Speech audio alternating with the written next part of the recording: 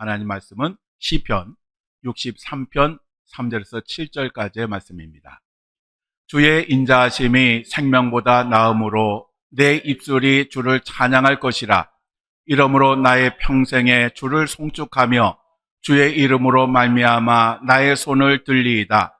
골수와 기름진 것을 먹음과 같이 나의 영혼이 만족할 것이라. 나의 입이 기쁜 입술로 주를 찬송하되 내가 나의 침상에서 주를 기억하며 새벽에 주의 말씀을 작은 소리로 읊조릴 때에 하오리니 주는 나의 도움이 되셨음이라. 내가 주의 날개 그늘에서 즐겁게 부르리이다. 아멘. 예, 자리에 앉아주시기 바랍니다. 오늘은 시편 63편 3절에서 7절까지의 말씀을 가지고 주는 나의 도움이 되셨음이라 라는 제목으로 함께 말씀을 나누겠습니다. 요즘 세상이 돌아가는 것을 보면 이 세상이 어떻게 됐는지 정말 답답합니다. 그나마 조금 있다고 생각되던 공의와 정의는 다 사라지고 힘의 논리가 세상을 지배하는 그러한 세상이 되고 있습니다. 19세기 말부터 20세기 초까지 강한 나라들이 약한 나라들을 지배하기 위해서 경쟁적으로 침략을 해서 영토를 늘리고 경제적으로 약탈했던 그 제국주의가 지금 이 시대에 다시 고개를 들고 있습니다. 이로 인해서 힘이 약하거나 없는 국가들은 예전과 같이 굴욕을 당하고 있습니다. 이제는 우방이라고 하는 것도 믿을 수가 없는 그러한 세상이 되었습니다. 믿는 도끼에 발등 찍힌다라고 하는 그런 말이 있죠. 바로 이러한 말이 요즘 군사 강국들이 증명을 해주고 있습니다. 사실 우리나라를 돌이켜보면 우리도 정말 힘이 없는 약소 국가가 당하는 모든 수치와 서러움을 다 경험을 했습니다. 러시아, 중국, 일본 이 나라들에 둘러싸여 있는 이 지정학적 위치 때문에 우리나라는 돌아가면서 침략을 당하고 땅을 빼앗기고 주권을 잃고 유린을 당하였습니다. 또 이 세상뿐만 아니라 지금 우리 인생을 둘러싸고 있는 주변을 보아도 세상이 돌아가는 것과 별로 다르지 않습니다. 정치, 경제, 사회, 종교, 군사 등 어느 것 하나 제대로 된 것이 하나도 없습니다. 그래서 이 주변을 돌아보면 한숨과 절망뿐입니다. 오늘 본문 말씀을 현대인의 성경으로 우리 다시 한번 읽겠습니다. 주의 한결같은 사랑이 생명보다 나음으로 내가 주를 찬양하겠습니다. 내가 일평생 주께 감사하며 주의 이름으로 손을 들고 기도하겠습니다. 내가 좋은 것으로 배불리 먹고 만족할 것이며 큰 기쁨으로 주를 찬양할 것입니다. 내가 자리에 누울 때 주를 기억하며 밤새도록 주를 생각합니다. 주께서 항상 나의 도움이 되셨으므로 내가 주의 날개 그늘에서 기뻐 노래합니다. 아멘. 여러분은 이 성경 구절을 읽으면서 어떤 생각이 드시나요? 이 시편 기자가 정말 좋은 것으로 배불리 먹고 은혜가 아주 충만하고 기분이 좋아서 하나님을 찬양하는 것 같지 않으세요? 그런데 사실은 정반대입니다. 이 본문 시편 63편은 다윗 왕이 유다 광야에 있을 때 지었던 그러한 시입니다. 다윗 왕이 당시에 광야에 있었던 이유는 그의 셋째 아들인 압살롬이 그 아버지 다윗을 대상으로 반란을 일으켰고 이 아들과의 싸움을 피해서 광야로 도망갔을 때 지었던 그러한 시입니다. 아들 압살롬의 반란은 이 다윗이 자기 자신의 권력을 이용하여 자기 부하인 우리아 장군을 죽이고 그의 아내였던 밧세바를 빼앗았던 것에 대한 하나님의 징계였습니다. 하나님은 이 다윗을 아주 혹독하게 징계를 하셨습니다. 그래서 그의 아들 가운데 암논이라고 하는 놈이 있는데 이 암논이 배다른 누인 다말을 강간을 합니다. 그리고 이것에 화가 난 다른 아들 압살롬이 이 암논을 비롯해서 다른 다윗의 아들들을 모두 죽여버립니다. 그러니까 이러한 소식을 들은 이 다윗의 마음이 얼마나 찢어지게 아팠을까. 자기의 자식들이 자기의 죄 때문에 그렇게 강간하고 서로 죽이는 일이 그렇게 발생을 했으니 얼마나 참담하고 괴로웠겠습니까? 아마도 이러한 자녀들의 모습을 보면서 이 다윗은 자기가 차라리 직접 징계를 받았습니다. 하나님께서 직접 자기 자신을 치셨으면 훨씬 더 좋았겠다고 생각하지 않았겠습니까? 게다가 이 압살롬은 아버지를 대상으로 반란을 일으킨 후에 그리고 왕궁을 점령하고 다윗의 후궁들을 성적 놀이개로 삼았습니다. 이 다윗이 군사력이 사실은 약해서 도망간 것은 아닙니다. 싸웠다면 아마 쉽게 이길 수 있었을지도 모릅니다. 그런데 왜 이 다윗이 싸우지도 않고 광야로 도망갔을까? 이거를 가만히 생각해 보니까 분명히 그것이 하나님께서 자기 자신을 징계하는 것을 알았고 그 죄값을 달게 받기 위해서 스스로 광야로 도망갔을 선택하지 않았을까라고 저는 생각을 합니다. 또 이 압살롬과의 충돌을 피해서 이 다윗이 도망을 갈 때에 시므이라고 하는 그 사람이 쫓아다니면서 이 다윗을 조롱하고 욕을 했는데 이런 말을 합니다. 한번 읽어볼까요? 피 흘린 자여, 사악한 자여, 가거라, 가거라. 사울의 족속의 모든 피를 여호와께서 내게로 돌리셨도다. 그를 이어서 내가 왕이 되었으나 여호와께서 나라를 내 아들 압살롬의 손에 넘기셨도다. 보라, 너는 피를 흘린 자이므로 화를 자초하였느니라. 아들을 피해서 도망가는 것도 정말 힘들고 서러운데 이런 저주를 계속 들었으니 얼마나 화가 났겠습니까? 그래서 사실 이 다윗의 부하들이 다윗 왕에게 왕이여 저거 그냥 없애버릴까요? 라고 했을 때에 다윗이 그만두라 그럽니다. 왜 그랬을까요? 쉽게 죽일 수 있는. 아마도 다윗은 하나님의 징계를 있는 그대로 받고 싶어 하지 않았을까 그렇게 생각을 합니다. 그래서 이런 정말 힘들고 어려운 그 상황 속에서 이 다윗이 반응을 하는데 그 반응이 정말 이상합니다. 이렇게 비참한 상황 속에서 오늘 다윗의 본문 3절의 그 고백을 보면 주의 인자하심이 생명보다 나음으로 내 입술이 주를 찬양할 것이라 라고 찬양합니다. 절망적인 고통 속에서 주님의 인자하심을 노래하고 자신의 입술이 하나님을 찬양할 것이다 라고 그렇게 말을 했습니다. 그리고 5절에 이렇게 말을 합니다. 우리 함께 읽습니다. 골수와 기름진 것을 먹음과 같이 나의 영혼이 만족할 것이라. 아멘. 자신이 당하고 있는 고난을 가리켜서 골수와 기름진 것 이렇게 표현을 합니다. 이 골수와 기름진 것이라고 하는 것은 아주 기름지고 맛깔난 음식을 가리키는 것입니다. 여러분, 다윗이 정말 상상도 하지 못할 이러한 그 고통을 당하면서 머리가 좀 돌았을까요? 우리 같으면 어떤 반응을 보일까요? 아마도 하나님을 원망하고 불평하지 않았을까요? 그런데 이 다윗이 정신이 나가서 이런 이야기를 한 것이 아니라 근거가 있습니다. 자, 7절 우리 함께 보겠습니다. 주는 나의 도움이 되셨습니다. 내가 주의 날개 그늘에서 즐겁게 부르리이다. 아멘.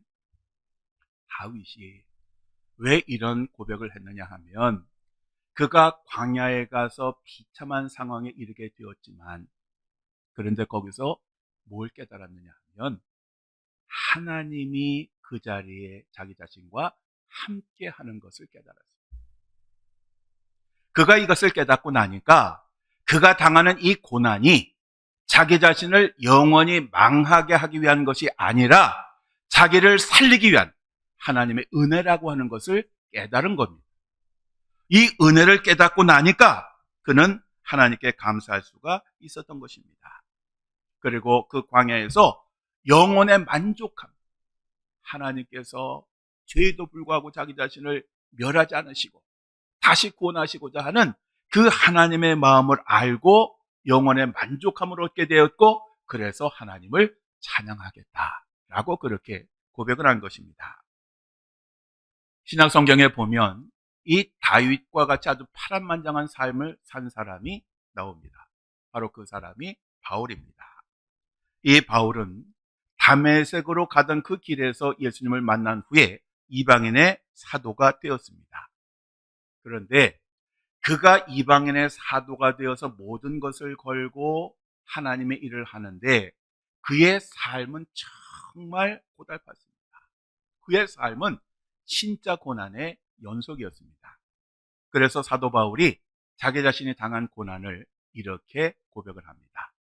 내가 수고를 넘치도록 하고 옥에 갇히기도 더 많이 하고 매도 수없이 맞고 여러 번 죽을 뻔하였으니 유대인들에게 40에서 하나 감한 매를 5번 맞았으며 3번 태장으로 맞고 1번 돌로 맞고 3번 파선하고 일주야를 깊은 바다에서 지냈으며 여러 번 여행하면서 강의 위험과 강도의 위험과 동족의 위험과 이방인의 위험과 시내의 위험과 광야의 위험과 바다의 위험과 거짓 형제 중에 위험을 당하고 또 수고하며 애쓰고 여러 번 자지 못하고 줄이며 목마르고 여러 번 굶고 춥고 헐벗었노라. 아멘.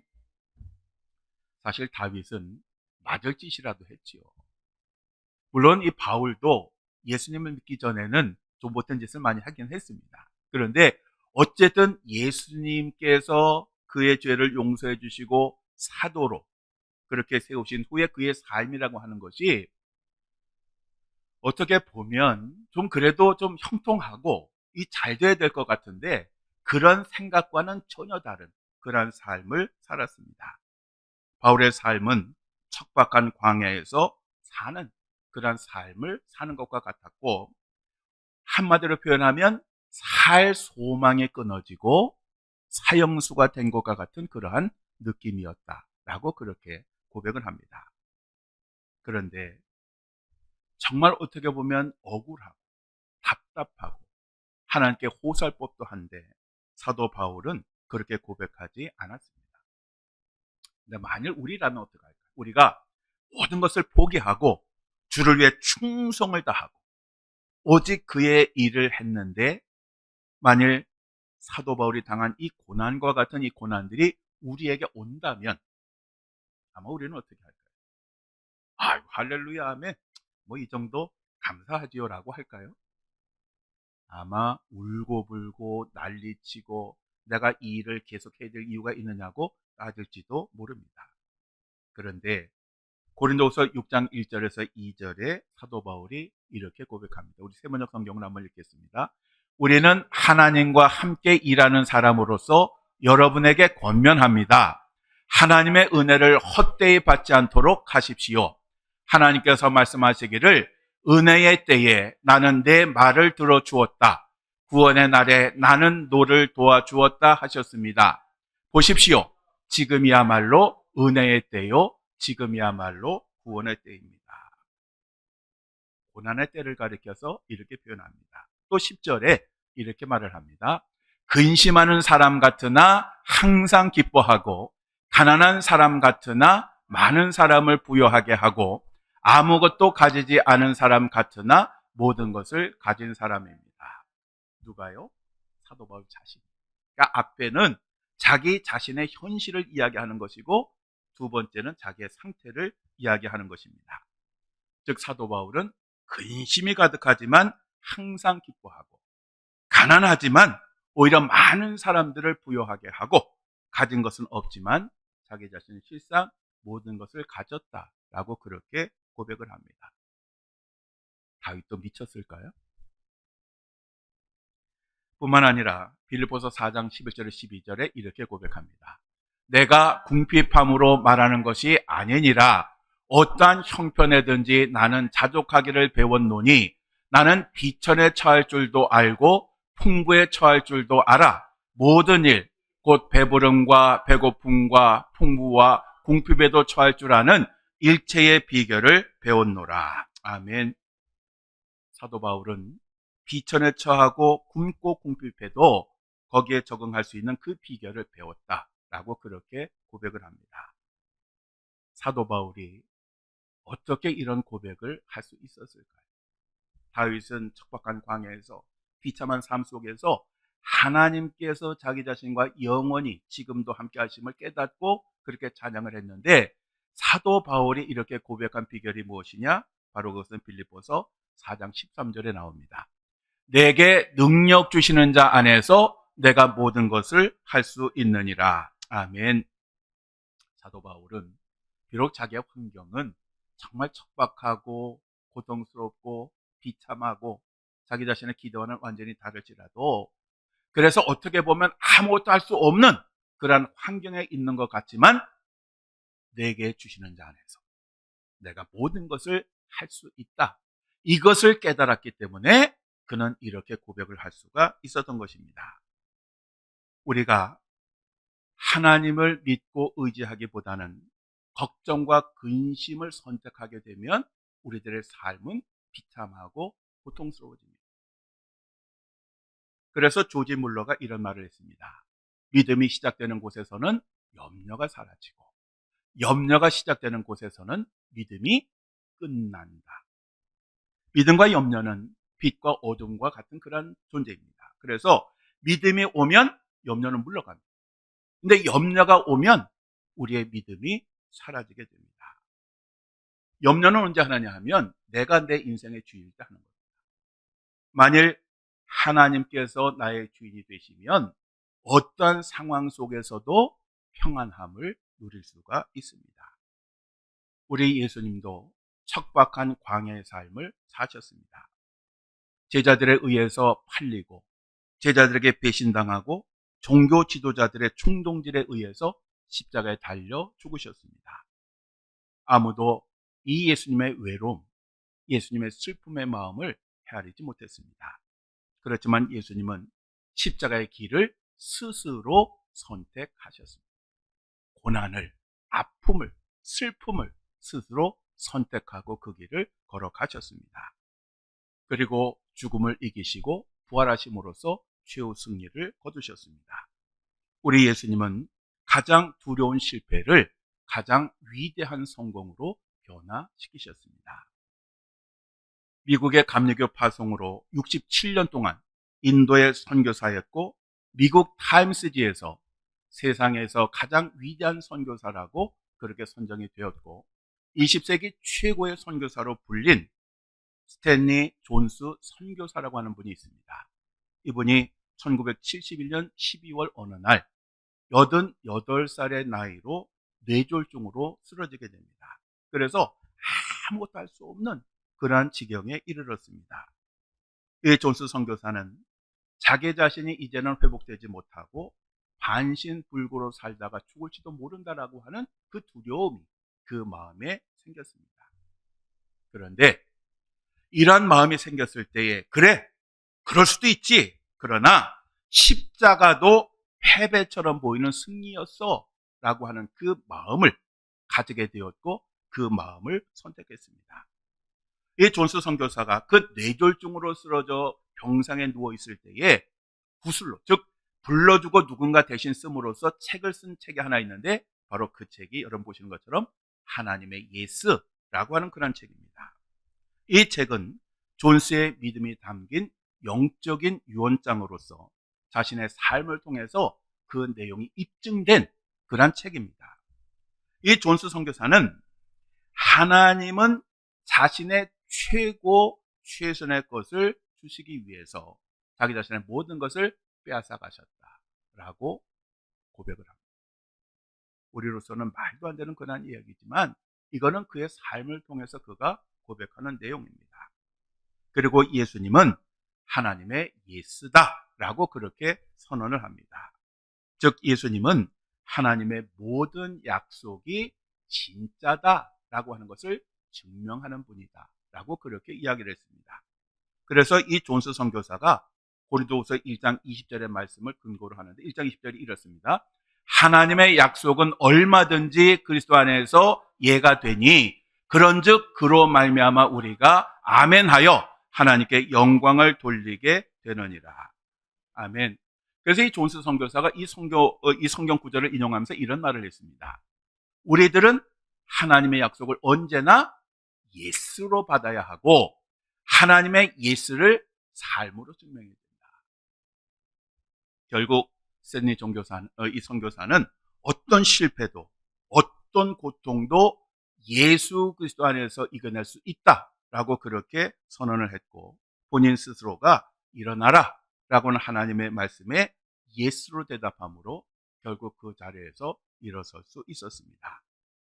사랑하는 성도 여러분, 오늘 우리는 척박한 광야에 서 있습니다. 우리의 인생 자체가 척박한 광야입니다. 이스라엘 백성들이 가나안 땅에 이르기까지, 우리가 하나님 나라에 이르기까지 우리들의 인생의 이 길은 광야와 같은 그러한 길입니다. 이 광야는 고통과 근심과 걱정과 두려움이 가득합니다. 어떻게 살아가야 될지, 내일 당장 우리들에게 어떤 일이 일어날지를 걱정하고 염려해야 될 뿐만 아니라 이것 때문에 혼란스럽습니다. 타는 목마름이 매일 우리를 괴롭히고 입술이 바싹바싹 마릅니다. 그런데 정말 우리를 괴롭히는 것은 육신의 목마름이 아니라 영혼의 목마름입니다. 영혼의 목마름이 해결되면 육신의 목마름은 큰 문제가 안 됩니다. 겉으로 나는 이 육신의 문제는 영혼의 문제로부터 시작이 되는 것입니다. 그런데 우리가 기억해야 될 것은 우리의 문제가 하나님보다는 절대로 크지 않다는 것입니다. 하나님은 우리가 살아가는 동안 겪는 모든 고난과 고통보다도 훨씬 크신 분입니다. 그분이 우리와 함께 하시면, 그분이 우리를 도와주시면 우리들은 모든 어려움을 이겨내고 바울과 같은 그러한 고백을 할 수가 있습니다. 그러면 구체적으로 우리가 어떻게 해야 될까요? 다윗은 여기에 대해서 이렇게 대답합니다. 주는 나의 도움이 되셨습니다. 내가 주의 날개 그늘에서 즐겁게 부르리이다. 아멘. 우리가 이 광야 같은 삶을 살아나가는 동안 선택해야 될 것은 뭐냐면 걱정과 근심과 염려가 아니라 그보다 더 크신 하나님을 믿기로 선택하는 것입니다. 우리가 하나님을 선택하면 전능하신 하나님이 우리를 도와주십니다. 고난은 우리들의 삶의 끝이 아닙니다. 고난은 우리가 천국에서 누릴 것에 비하면 아주 짧습니다. 이 고난은 정말 고통스럽고 오래 있는 것 같으나 돌이켜보면 잠깐 우리에게는 영원한 하나님의 나라가 기다리고 있습니다. 그리고 이 고난은 우리들에게 복을 주시기 위한 하나님의 역사입니다. 그래서 신명기 8장 15절 16절에 보면 이렇게 말씀하십니다. 너를 인도하여 그 광대하고 위험한 광야 곧 불뱀과 전갈이 있고 물이 없는 간조한 땅을 지나게 하셨으며 또 너를 위하여 단단한 반석에서 물을 내셨으며 내 조상들도 알지 못하던 만나를 광야에서 내게 먹이셨나니 이는 다 너를 낮추시며 너를 시험하사 마침내 내게 복을 주려 하심이었느니라. 아멘. 여러분, 이 말씀을 우리들은 잊지 말아야 돼요. 광야와 같은 이 삶을 우리도 살아가지만, 그렇지만 하나님은 그것을 통해서 우리들에게 뭘 주기를 원하신다고요? 복을 주시기를. 영원한 복. 우리가 세상에서 누릴 수 없는 그 복을 주시기 위하여 우리들을 이 길을 걷게 하시는 겁니다. 또 시편 42편 5절에 이렇게 고백합니다. 내 영혼아, 내가 어찌하여 낙심하며 어찌하여 내 속에서 불안해하는가? 너는 하나님께 소망을 두라. 그가 나타나 도우심으로 말미암아 내가 여전히 찬송하리로다. 아멘. 우리의 소망을 어디다 두라고요? 세상이 아니라 하나님에게 두라 그랬습니다. 그러면 척박한 광야에 우리가 지금 살고 있지만 우리는 하나님을 찬양하게 될 것이다 라고 그렇게 말씀하고 있습니다. 즉 하나님을 자기의 하나님으로 삼는 모든 사람, 하나님께 소망을 두는 모든 사람들에게는 모든 것이 합력하여 선을 이루게 됩니다. 여러분 이걸 꼭 기억하시고 광야를 지나는 동안도 다윗과 같이 바울과 같이 그런 신앙 고백을 하며 그 광야의 때 고난의 때가 여러분에게 하나님을 찬양하고 기뻐하는 그러한 시간으로 변화되어 줄 수 있기를, 그리고 마침내 하나님께서 주시기를 원하시는 그 복을 반드시 받아 누리는 여러분들이 되시기를 주님의 이름으로 간절히 축원합니다. 기도하시겠습니다.